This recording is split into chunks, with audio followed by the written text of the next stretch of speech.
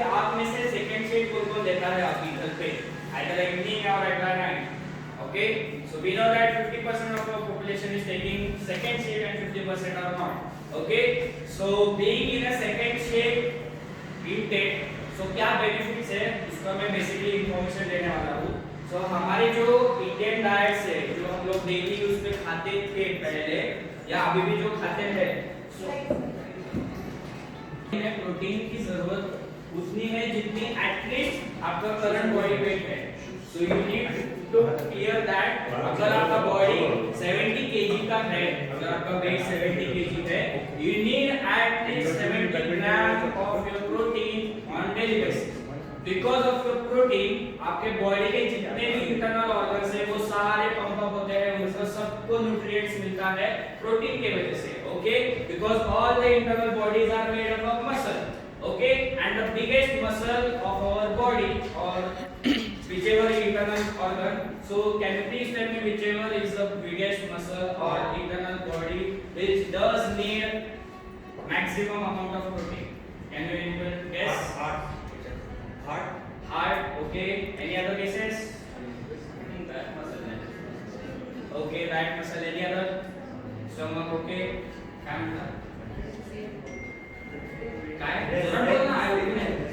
Skin, brain, eyes. Okay, so otherwise given the right answer, it is the skin, which is the most needed protein in our body.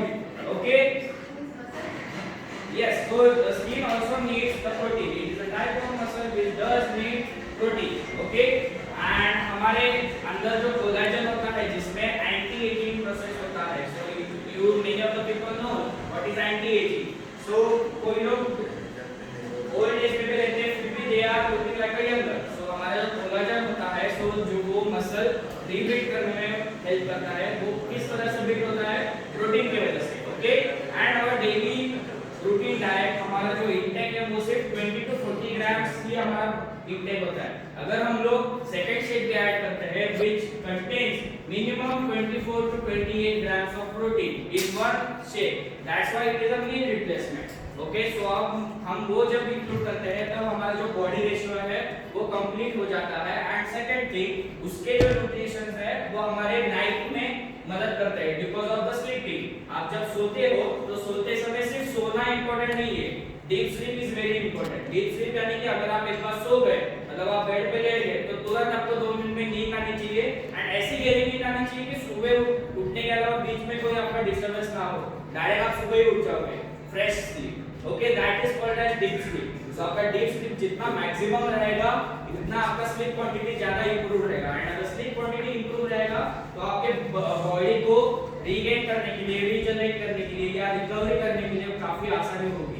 Okay, because what you intake first, your body need to digest that thing. हाँ, so उसको digest करने के लिए normal खाने के लिए 3 से 4 घंटा उसको डाइजेस्ट करने के लिए लगता है.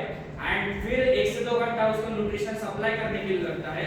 देन उरलेला जो 1-2 तास है, जो बचा कुचा 1-2 घंटा है सोने का, उसमें आपका बॉडी रिकवरी होता है. Okay, so if you take second shift at evening or at night, so उसमें digestion easily within 1 to 2 hours हो जाता है. And remaining 5 to 6 hours will get the body to regenerate, regain or recover your muscles. Okay, so it is very important to have second shift with this kind of nutrition and this kind of protein. Okay, so thank you so much.